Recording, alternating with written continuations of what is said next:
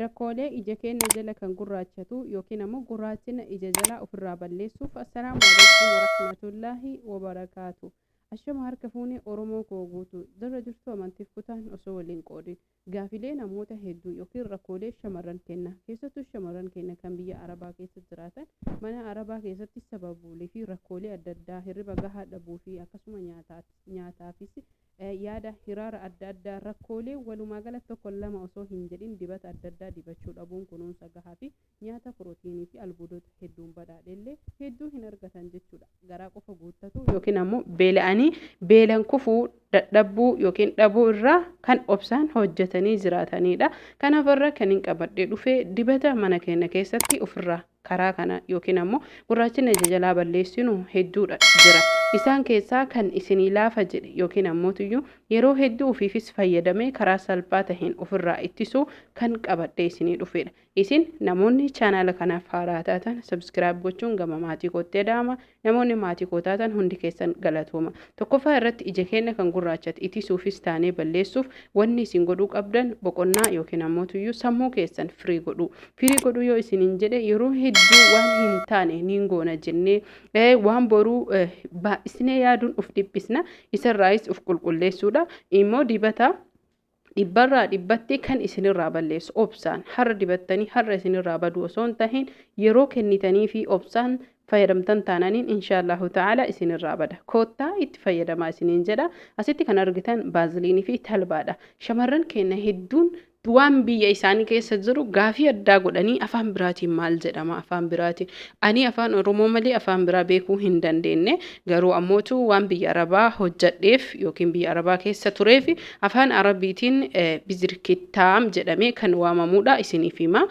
Shamarran keenya kan mana Arabaa hojjettanis karaa kanaan argachuus bitachuus ni dandeettani. Itti aansuun ammootuyyuu asirratti kan xiqqoo haasaa xiqqoo isinitti himuu barbaadu talbaani bakka inni itti argamu mana qorsa aadaa akkasuma suuqolee yookiin markazoota adda addaa irrattillee ni argama jechuudha. Bakki nyaata yookiin kunuunsi nyaata itti bitamu booddeessanii talbaa maankaa tokko ni dhiyeeffannaa. Bishaan burcuqqoo tokko distii qulqullina qabdu yookiin foolii nyaataa hin qabne yeroo hedduu qulqullina qabdu isiniin jedhu haaraa bitaa miti. Foolii nyaataa jechuun urgooyitii adda addaa akkuma baratame keessattuyyuu biyya keenyatti barbaree fi akkasuma mootuyyuu shunkurtii zayitii walitti waan gubaniif fuulas tahee ija keenya alarjikii yookiin hasasiyaaf nu saaxila. Kanaaf ofirraa ittisuun dirqama keenya isiniin jedha. Ibiddarra keenya daqiiqaa muraasa hanga inni danfee yookiin ammoo jeeliin talbaa jalaa bahutti akkuma asiin dura jeelilee talbaa hedduu hojjannee jennetti hojjanna jechuudha.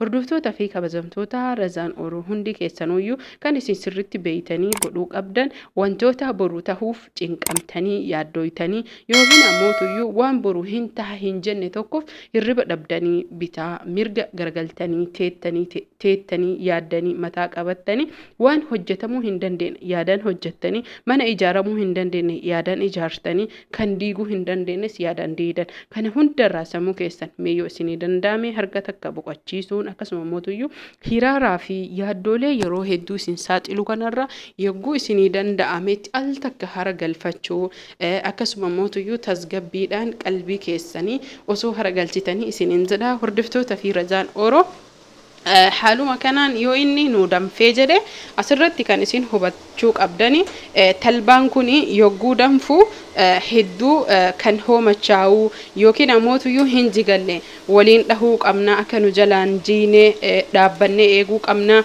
Daqiiqaa meeqa fi warri jettan ammootu daqiiqaan fakkeenyaaf wantoota viidiyoo kanarratti hojjetamu irratti daqiiqaa 4-5tti kan deebifnu yookaan waan hojii sa'aa tokkooti yookiin daqiiqaa 30 sa'aa lamaallee daqiiqaa muraasatti deebifna idiitiin jechuudha. Kanaaf isin ammoo obsaan erga talbaan keessan itti isinii bahe ibidda baay'ee laafaa ta'e irratti erga itti bahee talbaan keenya jedhee ammootu ibidda san jala dhaamsine booddesanii akkaataan itti dhimbiifnu talbaas tahee akkasuma ammoo wantoota jeeliin jala isaatii bahu carqiin tahuu qaba. Kana jechuun waan akka shaashii qulqullina qabu yookiin ammoo kan mana keenya keessatti wantoota akkanaa qofa itti fayyadamnu tahuu qaba jechuudha.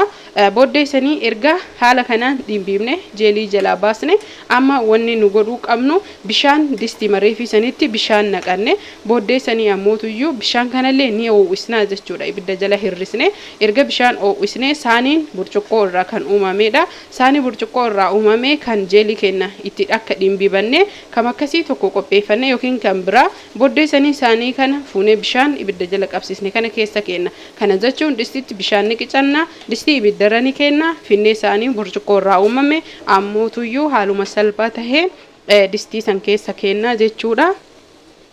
Erga distii san keessa kennee jennee hordoftoota fi kabajamtoota kiyya baaziliinii maankaa tokko fuunee itti kunna.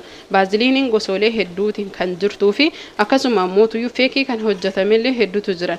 Isaan keessaa ammoo feekii hin fayyadamina yoo isin danda'ame baaziliinii orijinaala yookiin ammoo baaziliinii yeroo hunda naannoo hakamittuu beekamee fi akkasuma ammoo namoota hedduu biratti argamu fayyadamuu qabdan. Haa ta'u malee baaziliiniin kakaawwa batarii irraa uumames ni jira. Baaziliiniin hargiisallee ni jira. Baaziliiniin loozillee ni jira. Baaziliiniillee hedduudha jechuudha. Baaziliiniin orijinaala kan tahe kanaaf filattanii bitachuu qabdanii isiniin jedha. Booddee sanii ammoo erga baaziliiniin kenna bishaan dhoowwaa san keessatti baqee ammas kan isinii galuu qabu. Saanii bishaan keessa kenne malee baaziliinii bishaan keessa hin kenne. Saanii duwwaa isaa bishaan keessa kenne. Booddee sanii baaziliinii kunnee keessa buusne. Erga baaziliiniin dhoowwa saniin jechuu saaniin santu dhoowwa kennee fi dhoowwa saniin baqee jedhee ammootu jeelii talbaa kenna jalaa baafanne itti goone waliin dhoyna jechuudha. Hubadhaa sirritti hordoftoota fi kabajamtoota kiyya yookiin yeroo tokko ammootuyyuu osoo viitaamin C yookiin viitaamin E jechuudha. Keessattuu viitaamin E fuula keenyaafis tahee ija keenya jala kan gurraachate diriirsuufis tahee gurraachina dafee nurraa balleessuuf gahee guddaa waan taphatuuf jecha kanaaf yoo isin danda'ame viitaamin E faarmaasii irraa bituudha. Kan baay'ee isin qusatamu haaluma salphaa taheen bifa qorichaatiin kan jirutu jira. Kiniinii takkitti keessaa baastanii yoo marfee waraantanii jettan kam akka jeelii yookiin zayitiitu isa keessaa ba'aa itti cuunfuudhaan waliin geettanii qodaa qulqullina qabu yookiin qodaa xiqqishaa wayitiitti naqxanii firiijii keessallee kaachuu ni dandeettanii yoo bakka qabbanaa tahe ammootuyyuu bakkuma qabbanaa kaa'uu ni dandeettanii fuula keessan saamunaa isin barbaachise yookiin kan fuula keessaniitiin dhiqattanii galgala ija keessanii dibattanii raftanii ganama ofirraa dhiquu hin dagatinaa isiniin jedha. Haala kanaan kana qofa osoo hin tahin yeroo hedduu baaziliiniin viitaamin E fi viitaamin C walitti dabaltanii yoo fuula keessan dibattan dhibbaraa dhibbatti maadiyaatii balleessuufis tahe fuula keenya qulqulleessuuf itti amanaa akkasuma ofiifis fayyadamee argee jira.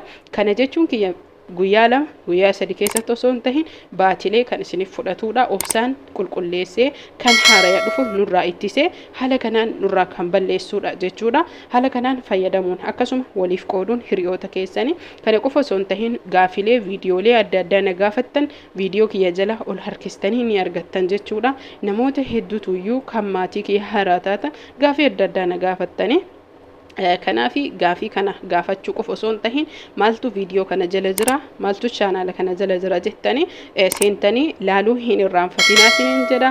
Itti aansuun ammootuyyuu warroonni tiktookii kootaatan tiktookii kiyya jala jirtan gaafilee isin na gaafattan guutuun isaa tiktookii irra osoo hin tahin yuutuubii kiyya irra jira. Yuutuubii irra dhaqxanii laaluu hin irraanfatinaa isiniin jedha. Akkasuma immoo tiktookiin kiyya orniingii erganarra kaa'ee guyyaa 15 deema koppiliinkii naa godha akka orniingii narraa kaasu maallaqa irraa argachuu osoo hin tahin waan isin fayyada qofa irratti gadhiisiniif dhiisuuf isiniin jedha. Horaa bulaa.